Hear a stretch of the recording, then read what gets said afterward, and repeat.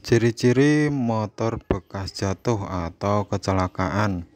Nah, pada video ini saya akan membahas ciri-ciri motor yang bekas jatuh, karena untuk teman-teman yang mau membeli motor bekas biasanya kecewa kalau tahu motor itu bekas jatuh. Namun kadang para pedagang biasanya sudah memperbaikinya. Nah, bagaimanakah kita bisa tahu bahwa motor ini bekas jatuh ya? Ini mau motor baru, mau motor lama, ciri-cirinya akan sama. Nah, untuk dari fisik luarnya dulu ya. Dari fisik luarnya bisa kita lihat di bagian rem. Nah, jika ada tanda baret seperti ini,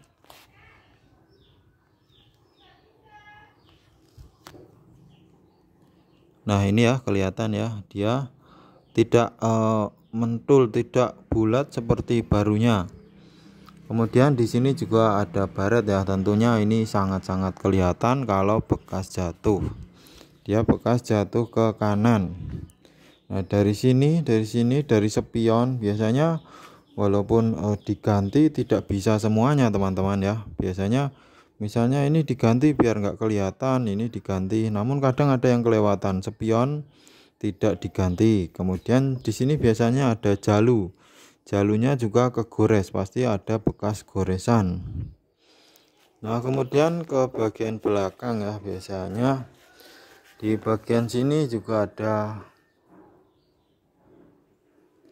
baret seperti ini, bagian behel juga ada baret, biasanya bagian knalpot, penyok. Nah, kemudian bagaimana kalau itu tampak rapi sekali, sudah diperbaiki sedemikian rupa sehingga tidak kelihatan? Ada juga cara yang kedua ya, kita lihat, kita standarkan dua motornya. Setelah kita standar dua, kemudian dilihat spakbor belakang ini mencos atau tidak. Nah, kalau motor baru harusnya tidak mencos, kecuali keluarga Honda ya, ada yang keluaran baru dari dealer sudah mencos. Kemudian pindah ke depan, harusnya spakbor depan ini sama garis roda tengah lurus. Nah, setang diluruskan ya, harusnya lurus. Kemudian jarak setang kiri kanan harus sama. Boleh diukur menggunakan meteran juga boleh ya, kalau standarnya di posisi di lantai yang rata.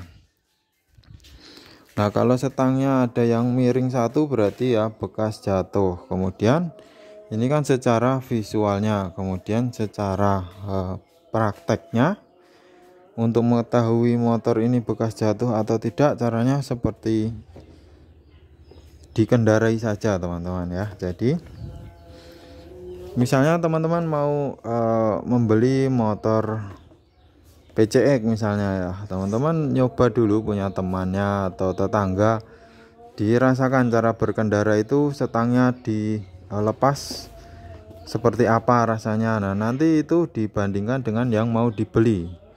Kalau setangnya dilepas satu, seperti apa rasanya, nah, nanti harus sama.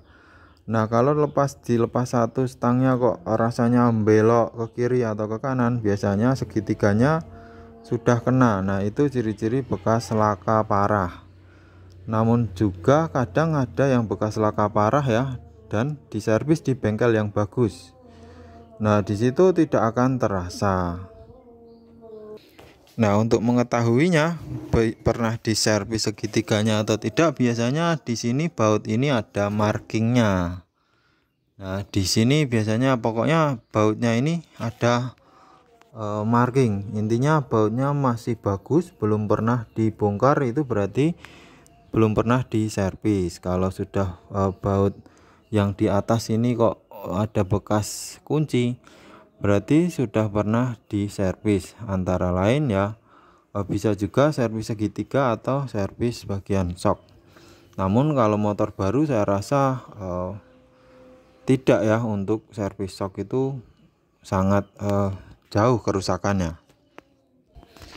Kenapa kita harus teliti dalam membeli motor seperti itu? Karena kadang orang menjual motor itu bukan karena butuh duit ya, karena kadang-kadang motor ini bekas kecelakaan dijual saja karena membawa sial. Nah seperti itu, karena makanya kita harus teliti dalam membeli motor. Oke teman-teman, seperti ini tutorial kali ini, semoga bermanfaat. Terima kasih sudah menyimak, sampai jumpa di video selanjutnya.